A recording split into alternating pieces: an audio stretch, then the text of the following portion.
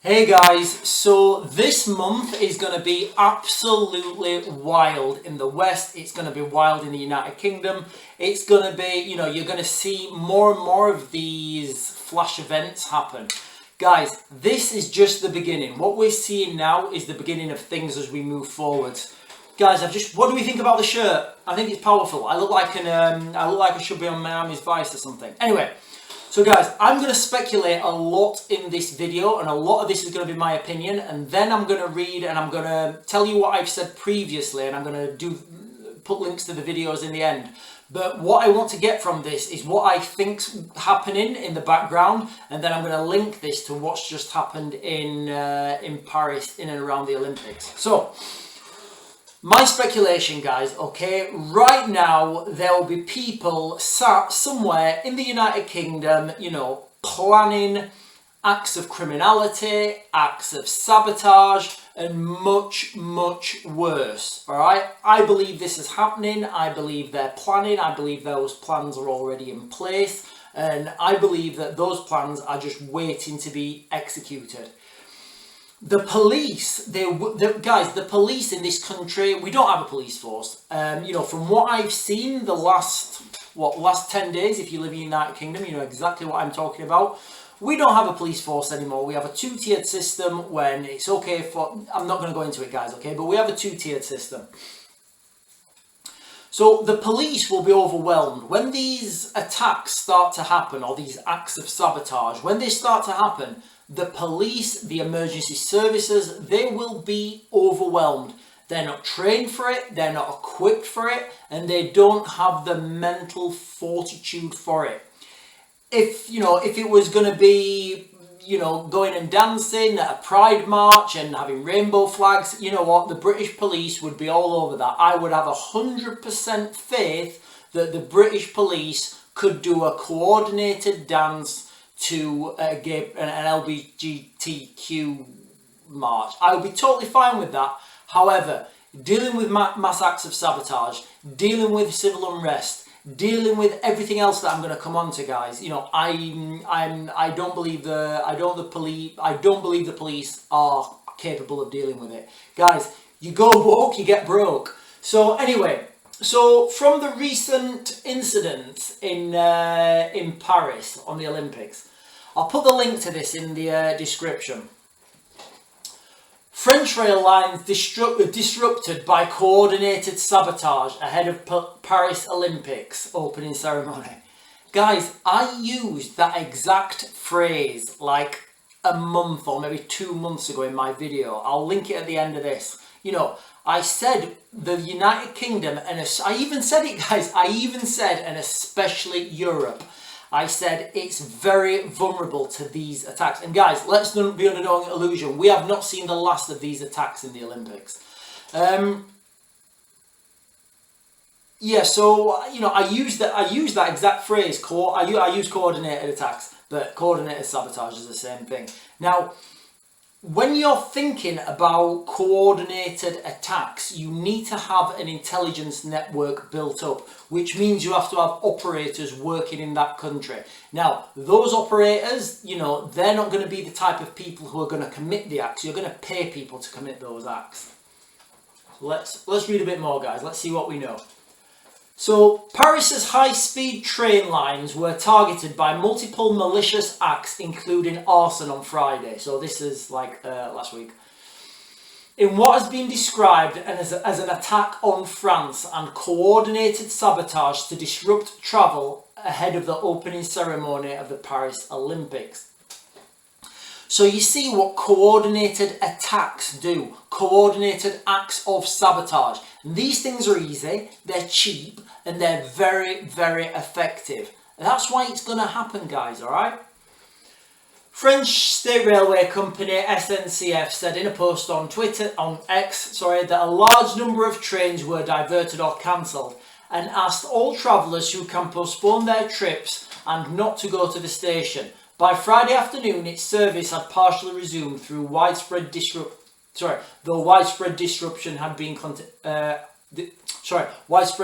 continued. No one has claimed responsibility for the attacks, but given the scale and precision, it is clear they are more than just random acts of vandalism.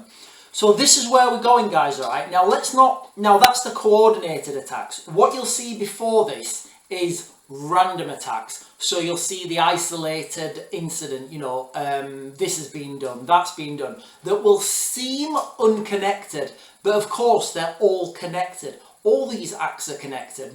Guys, I'm not going to go into it again, but think about our infrastructure. Water, water, rail, public utilities, gas, electric, all that sort of stuff. You, me, we can walk to these supply lines and we can see them and we can have access to them. I can also walk to the builders merchants and buy a still saw. It's that easy to disrupt these things. An intelligence source told CNN that French intelligence service, are fully mobilised to find those responsible. Sources said these methods have been used by the far left in the past, but there's no evidence to tie to today's action for them. Operators said the Atlantic Northern Eastern Rail were impacted with damage caused to several of its facilities, adding that one of the acts was foiled in the east after agents scared off several individuals. There you are, guys, all right? These individuals are not committed. If you can scare people off, then they're not committed. They're just paid criminals. Guys, I can't reiterate this enough, how easy it is. Online, Bitcoin, cash transfers, MoneyGram. It's so easy to pay criminals to do criminal acts. It's kind of their thing because they're criminals. It's so easy to pay people and say, right, guys, you lot there, do you want $5 each? Yes. Okay, here's $5 each. No, here's $2. Go and do this act of violence, go and do this act of sabotage on these rail lines at this time, at this place, and we will give you the rest of the money. Okay, good, it's done. The operators, the guys with direct contact, it's not even direct contact if it's online. They have total anonymity. If these guys get caught, they're just criminals. They're just criminals doing these acts. They'll be under no illusion, Behind this will be a state actor. So the CEO of that company, Jean-Pierre, told journalists on Friday, cables which were there to ensure the security of the train drivers were set on fire and taken apart. But that, authorities don't know who's behind it. But it was likely someone who had very precise information that was behind the attack. So they've not only, as I'm reading this here, guys, they've not only set fire to the cables, but they've taken sections of this cable away. If you have a cut in a cable, it's very easy to repair it. If you have a large section missing, then it becomes difficult to repair. I think something similar happened in Manchester Airport as well, when there was that, like a couple of, I think last month, well, definitely last month, there was an incident at Manchester Airport where they lost power or something. So, from this article, guys, this CNN article, what we've seen is what I've been saying is coming. And we know it's happening now. We know what I've said is real because it's happening. It's happening there. Guys, this will happen in the United Kingdom. This will happen in the US. This will happen in the West in general as we move, forwards into whatever this, this conflict is. Only draconian measures are going to stop this from happening. Only draconian measures where you say, right, okay, we are going to do X, Y, and Z. But the problem is nobody has the appetite to do that. Governments in the West are reactive in the sense that they don't do anything until something happens and then they do something about it after it's done. A man, guys, it's totally legal for a man to stand next to a water mains pipe with a still saw. That man is breaking absolutely no laws. He's not. I can go and rent a still saw. I can go and stand by the water pipes, critical supply lines, train lines with a still saw, and it's totally legal. There's, I can have a conversation with a police officer there. He can't do anything. That's the reality of the situation, you know. Until a crime's committed, you know, the police can't do anything.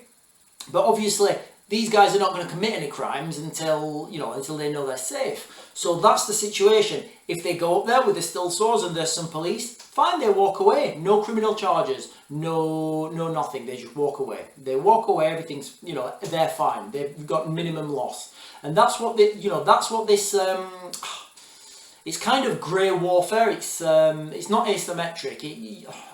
I'm going to have to look into what the actual name is. I would call it grey warfare, where, you know, you're paying people in other countries to act, you know, to do acts of sabotage, criminality, you know, and other things. It becomes very difficult to mitigate against if you don't know who your enemy is. You can't intercept phone calls. You can't you can't intercept all these communications. You know, criminals are getting more and more sophisticated with their communication methods. You know, and maybe there's no communication methods. Maybe it's just right. Okay, and I'm speculating here, guys. You know, maybe it's just okay. Right, somebody in France, before people come over on the boats, they say, right, you four, when you get to the United Kingdom on this time, on this day, you're going to do this. There is absolutely no way of preventing that. No way. You know, you can't prevent that. Why? There's no signals intelligence. There's no human intelligence. The information's already out there. That's what you call a sleeper cell. I'm confident that sleeper cells are operating in the United Kingdom. When will they be activated? I don't know. Guys, so the reason for this video is just to kind of, you know, bring things back to why, you know, why we started these channels. Back in the invasion in 2022, when my mum turned up, you know, my mum turned up absolutely crying. She had tins of chunky soup. She thought, you know, she thought the nukes were imminent. And people are just not being realistic, and people are not doing good threat analysis. People don't understand where the real threat is. And unfortunately, at the moment in the United Kingdom, the real threat is already here. We have the real threat on our soil. Now, that's not to say that it's not being orchestrated from another country, from another outside actor, from another agency, and that's acting inwards. Of course, you know, somebody's having to fund this. But the reality is, you know, the manpower, the resources, all that sort of stuff's already in the United Kingdom. We don't need nukes coming over. There's enough carnage that can be caused with, you know, how much does a nuclear, you know, so a gram of tritium costs, I think, 30,000 US dollars. Now this need you'll see where I'm going with this, guys. Okay. Now tritium, you need tritium for nuclear weapons. I don't know how much. You know, I can't find it out, but you need a certain amount of tritium. That tritium needs to be replaced. That tritium needs to be replaced at a minimum every 12 years. So every 12 years, it's hundreds of thousands of pounds. Then you have your fissionable material. Then you have your delivery system. So how much do these nuclear weapons cost? $1 million? How much damage could you cause in the United Kingdom with £1 million paying the right criminal gangs?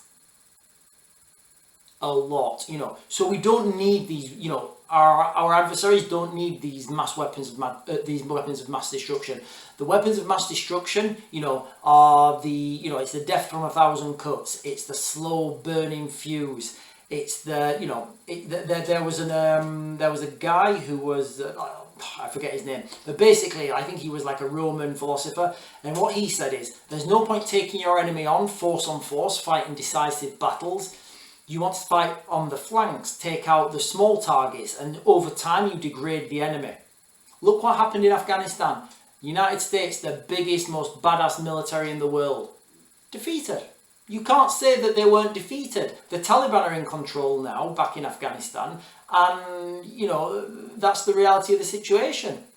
It's kind of like game theory in the sense that, guys, I know I'm waffling now. So it's kind of like game theory in the sense that there's two types of games. There's one type of game with a predetermined set of rules, a predetermined goal, and, you know, both teams stick to those rules. So you would say, I can't even think of a game, rugby or something. And then there's the other games, like online games, like Minecraft, where you're not really playing to a set of rules. You play when you want, and and it doesn't really matter winning or losing little battles. These two don't interact. If this is your way of fighting war, you know, it's very difficult for these guys to defeat them because they're doing it on their own terms. Anyway, guys, I can go into that a lot deeper, and it's a bit of a minefield. But anyway, guys, sorry about waffling at the end, talking about game theory and weird stuff. But guys, that's the main basis of this video, guys. All right. There's more stuff's going to happen this month, 100%. It's absolutely inevitable. We're in for a wild time, and I've already said why. Kids are off school, there's conflicts brewing, all this sort of stuff. I'll link the video of my 10 civilian targets at the end of this video. Go and watch it, guys. I do a deep dive into each one of those. Right, guys, I'm going to mag to grid, and I'll see you guys later.